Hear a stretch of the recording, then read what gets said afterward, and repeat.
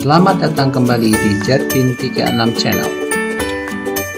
Kali ini kita akan membahas materi ekonomi kelas 10, yaitu materi tentang koperasi.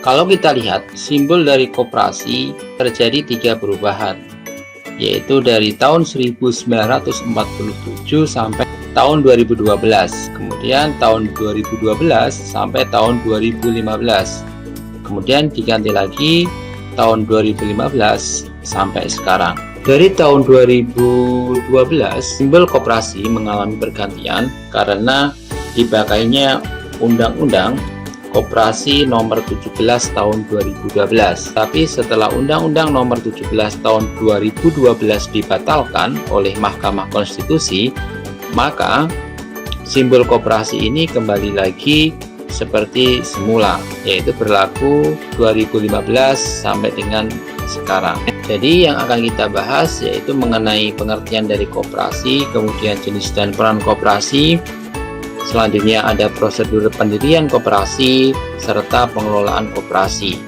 Pengertian koperasi menurut Undang-Undang Nomor 17 Tahun 2012, koperasi adalah badan hukum yang didirikan oleh perseorangan atau badan hukum koperasi dengan pemisahan kekayaan para anggotanya sebagai modal menjalankan usaha yang memenuhi aspirasi kebutuhan bersama di bidang ekonomi, sosial, dan budaya sesuai dengan nilai dan prinsip koperasi.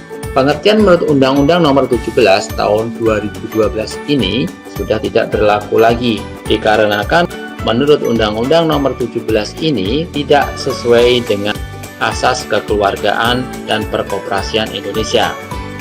Karena menurut Undang-Undang Nomor 17 Tahun 2012 ini, menurut Mahkamah Konstitusi, ini bernuansa korporasi, artinya perkumpulan dari perusahaan-perusahaan.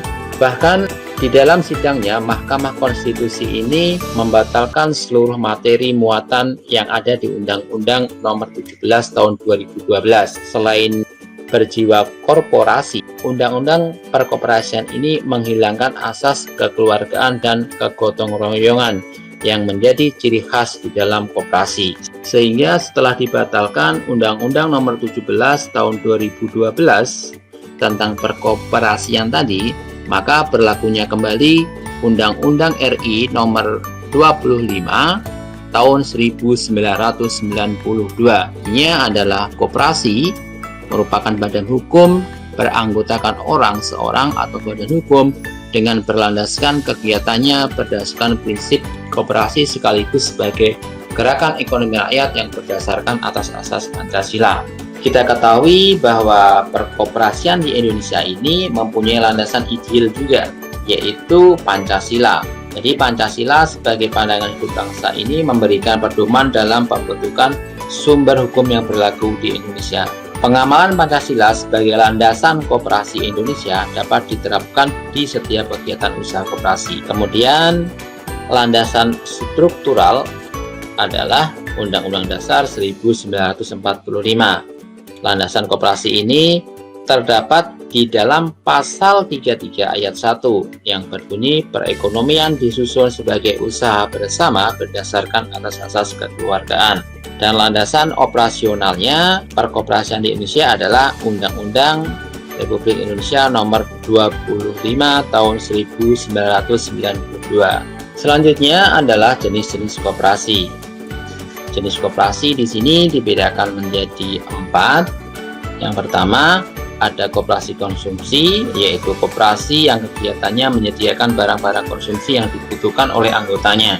Contohnya koperasi ini seperti koperasi karyawan, koperasi sekolah, koperasi pertanian, dan koperasi peternakan.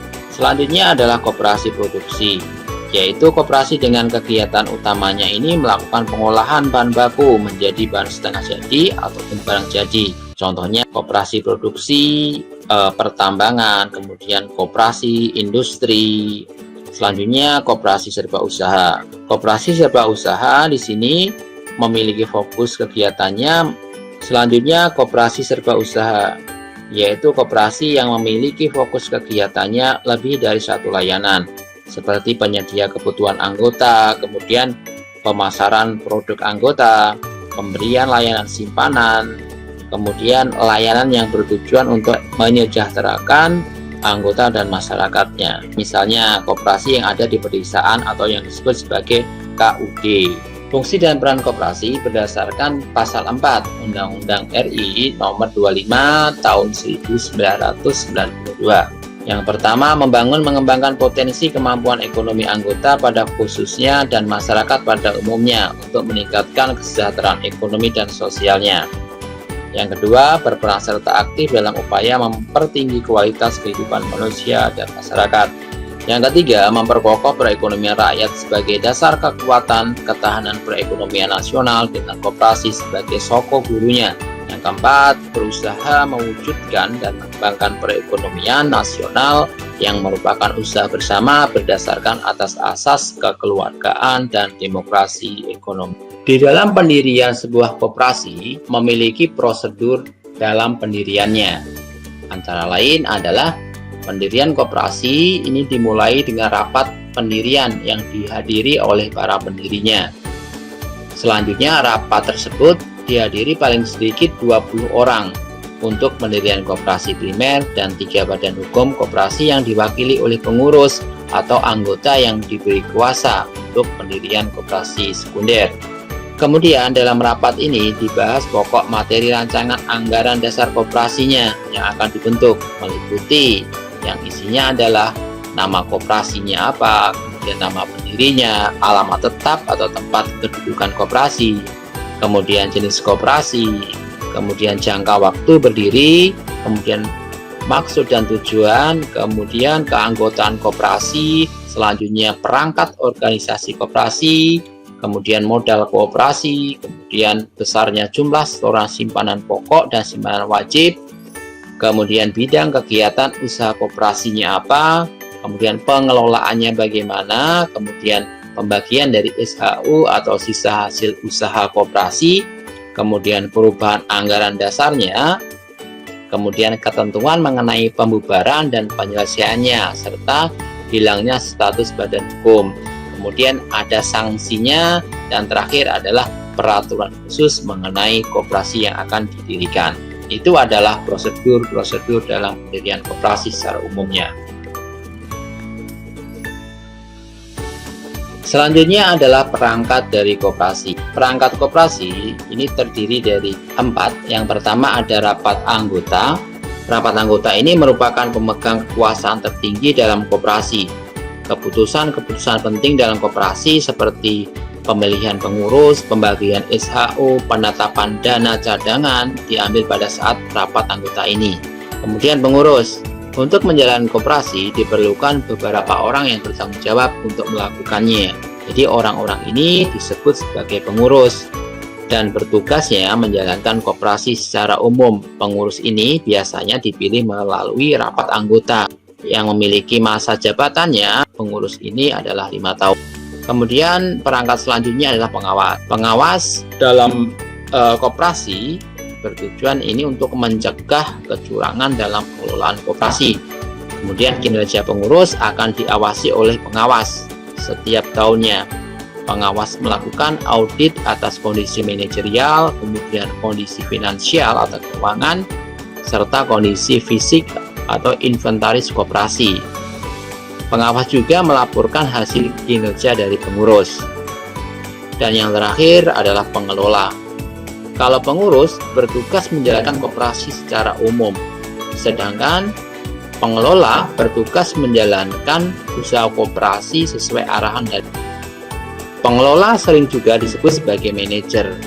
Pengelola ini ditunjuk oleh pengurus. Sekarang kita lihat struktur internal organisasi koperasi. Jadi secara umum koperasi ini strukturnya yang pertama seperti yang kita bahas tadi. Yang pertama adalah rapat anggota, memiliki posisi yang paling atas, jadi memiliki kekuasaan yang sangat besar di sini. Setelah ada rapat anggota atau RAT, di bawahnya ada pengurus. Pengurus ini kemudian antara rapat anggota pengurus ini ada dewan pengawas. Jadi pengawas ini posisinya adalah di antara RAT dan pengurus, gunanya mengawasi. Kemudian setelah pengurus ada pengelola, kemudian ada usaha, Kemudian ada usaha, yaitu unit kegiatan koperasi yang dilakukan, dikelola oleh koperasi. Selanjutnya adanya anggota. Jenis koperasi ada dua jenis berdasarkan keanggotaannya. Yang pertama yaitu koperasi primer yang didirikan dan beranggotakan perseorangan, minimal jumlah anggotanya ini 20 orang. Yang kedua yaitu koperasi sekunder, merupakan koperasi pusat yang beranggotakan koperasi primer. Koperasi sekunder berdasarkan cakupan wilayahnya ini dibedakan lagi menjadi 3 bagian, yaitu yang pertama adanya koperasi pusat. Koperasi pusat minimal 5 koperasi primer yang sejenis di suatu daerah. Biasanya ini berkedudukan di tingkat kabupaten atau kota. Selanjutnya adalah koperasi gabungan, minimal 3 koperasi pusat yang sejenis di suatu daerah. Ini berkedudukan di tingkat provinsi. Dan yang ketiga adalah koperasi induk, minimal 3 koperasi gabungan yang sejenis di suatu daerah, berkedudukan di tingkat nasional. Sekarang kita lihat struktur koperasi berdasarkan cakupan wilayahnya tadi. Kita lihat di sini koperasi induk, yaitu anggotanya minimal 3 koperasi gabungan. Kemudian koperasi gabungan anggotanya adalah 3 koperasi pusat. Nah, sedangkan koperasi pusat ini minimal ada 5 koperasi primer. Sekian materi kali ini, mudah-mudahan bisa dipahami. Apabila channel ini bermanfaat, silahkan subscribe, like, and share. Dan jangan lupa aktifkan loncengnya untuk mengetahui video update terbaru dari kami. Terima kasih.